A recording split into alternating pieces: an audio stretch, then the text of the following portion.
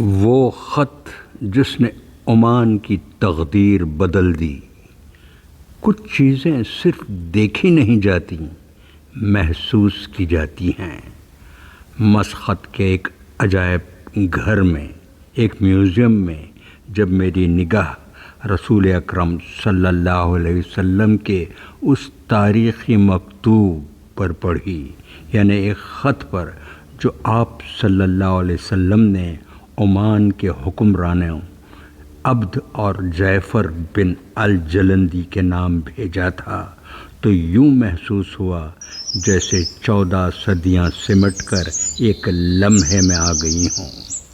شیشے کے ایک محفوظ خانے میں رکھا ہوا وہ خط محض روشنائی سے لکھے چند الفاظ نہ تھا، بلکہ رحمت عالم صلی اللہ علیہ وسلم کی عالمی دعوت، حکمت اور دور اندیشی کا زندہ استعارہ تھا۔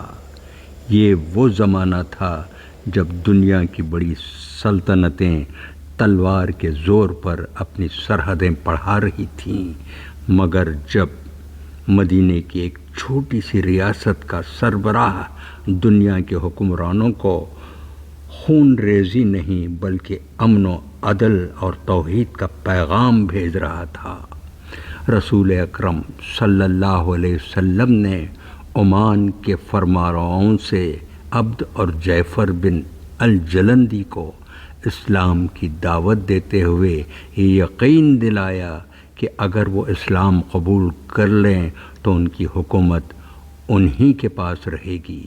یہ ایک عظیم سیاسی بصیرت بھی تھی اور اخلاقی عظمت بھی۔ اقتدار چھیننے کے بجائے دل جیتنے کا انداز صرف نبی رحمت صلی اللہ علیہ وسلم کا ہی ہو سکتا تھا۔ تاریخ گواہ ہے کہ حضرت عمرو بن عاص رضی اللہ عنہ نے نہایت حکمت سے یہ پیغام پہنچایا۔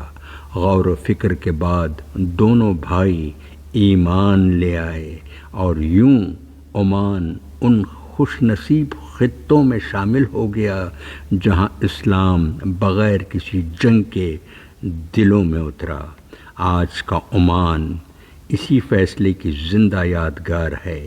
یہاں کی مساجد، یہاں کے لوگ، ان کی شائستگی اور اعتدال سب اس تاریخی لمحے کی بازگشت سناتے ہیں جب ایک خط نے ایک قوم کی سمت بدل دی۔ جب میں اس مکتوب کے سامنے کھڑا تھا تو بار بار یہی خیال آ رہا تھا کہ شاید تاریخ کی سب سے طاقتور تحریریں وہ نہیں ہوتیں جو سلطنتوں کے فرمان ناموں میں لکھی جاتی ہیں، بلکہ وہ ہوتی ہیں جو دلوں کے دروازے کھول دیتی ہیں۔ رسول اللہ صلی اللہ علیہ وسلم کا یہ خط بھی ایسا ہی ایک مکتوب تھا۔ اس میں نہ دھمکی کی سختی غالب تھی، نہ دنیاوی لالچ کی چمک، بلکہ حق کی دعوت، خیر خواہی اور انسانیت کی محبت تھی۔ مسقط کے اس عجائب گھر سے باہر نکلا تو یوں لگا جیسے میں نے صرف ایک تاریخی نوادر دیکھ کر نہیں آیا، بلکہ تاریخ کے ایک ایسے لمحے سے مل کر آیا ہوں جس کی خوشبو آج بھی عمان کی فضاؤں میں محسوس ہوتی ہیں۔